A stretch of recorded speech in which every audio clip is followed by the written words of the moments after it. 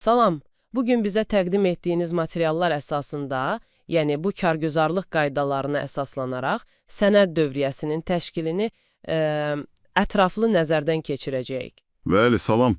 Bu qaydalar əslində təşkilat daxilində sənədlərin hərəkətinin, necə deyərlər, yol xəritəsidir. Məqsədimiz də odur ki, bu prosesi sənədin girişindən çıxışına qədər ki, bütün addımlarını anlayaq, elə deyilmi? Tamamilə doğrudur. Gəlin baxaq görək bu sistem necə işləyir, hansı tələblər var? Yaxşı, başlayaq onda. Ümumiyyətlə, sənəd dövriyyəsi nədir? Mənbədə deyilir ki, bu sənədin təşkilata daxil olduğu və ya yaradıldığı andan İcra edilib göndərilənə qədərki hərəkətidir, bəli. və əsas tələblər də var deyəsən. Operativlik, nizamlılıq. Hə, optimallıq. Yəni sistem elə qurulmalıdır ki, sənəd ən qısa yolla lazımsız əməliyyatlar olmadan hərəkət etsin. Maksimum eynilik də tələb olunur deyəsən prosesdə. Bəli, bəli. Proses standartlaşdırılmalıdır ki, hər dəfə fərqli olmasın. Gəlin birinci mərhələdən başlayaq, daxil olan sənədlərin ilkin işlənməsi. Bunu kim edir? Kargüzarlıq xidməti. Hə, adətən kargüzarlıq xidməti və ya struktur bölmənin, yəni katibliyin məsul əməkdaşı. Zərfləri açırlar, amma şəxsi yazışmalar yox əlbəttə. Yoxlayırlar ki, sənəd zədələnibmi, əlavələri yerindədirmi? Düzdür və əgər səhvən gəlibsə, dərhal geri qaytarırlar. Bəs zərflər, onlar Qalır. əsasən məhv edilir. Yalnız o halda saxlanılır ki, məsələn, göndərənin ünvanı və ya göndərmə tarixi ancaq zərfin üzərində olsun. O zaman sənədə əlavə edilir. Sonra da qeydiyyat ştampı. Bəli, çox vacib addım. Hər daxil olan sənədin birinci vərəqinin aşağı sağ küncünə vurulur. Daxil olma tarixi və nömrə qeyd olunur. Aydındır. Deməli, sənəd rəsmən qəbul olundu, sonra hara gedir? Bax, qeydiyyatdan sonra elə həmin gün ya da ən gecə növbəti iş günü aidiyyatı rəhbərliyə təqdim olunur. Rəhbərə, müavinə, şöbə müdürünə, kimə aiddirsə. Təcili sənədlər daha tez yəqin. Əlbəttə, onlar ilk növbədə verilir. Rəhbərlik baxır və öz qərarını dərkənar şəklində qeyd edir. Dərkənar, bu nədir tam olaraq? Sənədin üstünə yazılır. Hə, sənədin yuxarı sol hissəsinə yazılan qısa göstərişdir. İcraçı kimdir, nə edilməlidir? Bəzən icra müddəti də göstərilir. Bəs bir neçə icraçı olanda necə olur? Kim əsas məsuliyyət daşıyır? Çox yaxşı sualdır.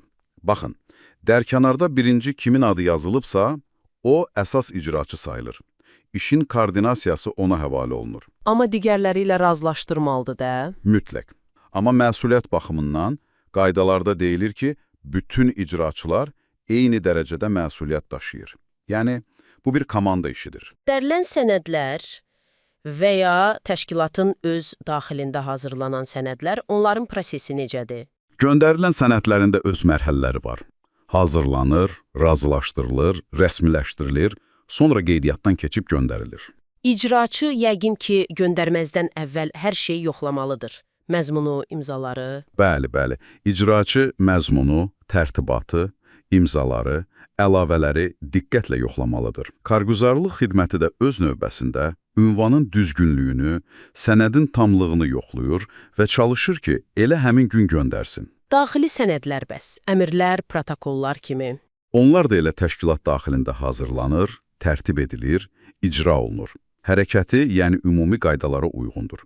Göndərilən və daxil olan sənədlərin prinsipləri tətbiq edilir. Gəldik çatdıq nəzarət məsələsinə. Bütün bu prosesin vaxtında və keyfiyyətli getməsinə necə əmin olmaq olar? Nəzarət mexanizmi çox vacibdir əlbəttə. Məqsəd sənədlərin vaxtında və düzgün icrasına nail olmaqdır. Məsuliyyət kimdədir? Yenə kargüzarlıqda? Həm kargüzarlıq xidmətində, həm də birbaşa təşkilat və struktur bölmə rəhbərlərində.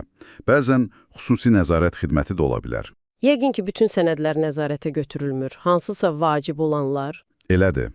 Adətən daha əhəmiyyətli sənədlər, məsələn, qanunların icrası ilə bağlı tapşırıqlar, yuxarı orqanlardan gələn sənədlər, vətəndaş müraciətləri, bir də rəhbərliyin xüsusi tapşırdığı işlər. İcra müddətləri necə müəyyən edilir? Qanunla?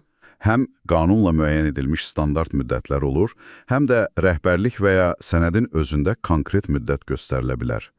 Bu müddət sənəd təşkilata daxil olduğu andan hesablanır. Uzatmaq olar bu müddəti? Yalnız çox əsaslı səbəb olduqda və təşkilat rəhbərinin icazəsi ilə. Nəzarət necə aparılır praktik olaraq? Jurnallarla yoxsa? Müxtəlif yollar var. Xüsusi nəzarət vərəqələri, qeydiyyat kitabları. Amma indi daha çox elektron sistemlər vasitəsilə. Hətta sənədin üzərinə N hərfi və ya nəzarətdədir ştampı da vurula bilər ki, fərqlənsin. Nə vaxt sayılır ki, sənəd icra olunub və nəzarətdən çıxarıla bilər? Yalnız o vaxt ki, sənəddə qoyulan bütün məsələlər həll edilib və əgər lazımdırsa, cavab məktubu da göndərilib. Bundan sonra icra olunmuş sayılır. Rəhbərliyə də məlumat verilir yəqin, hə? Hansı sənəd nə vəziyyətdədir? Bəli, mütəmadi olaraq adətən ayda bir dəfə icra vəziyyəti barədə ümumi məlumat hazırlanır və təqdim edilir. Beləliklə, yekunlaşdırsaq, bu sənəd dövriyyəsi əslində çox nizamlı, qaydalara əsaslanan bir mexanizmdir. Təkcə kağız axını deyil.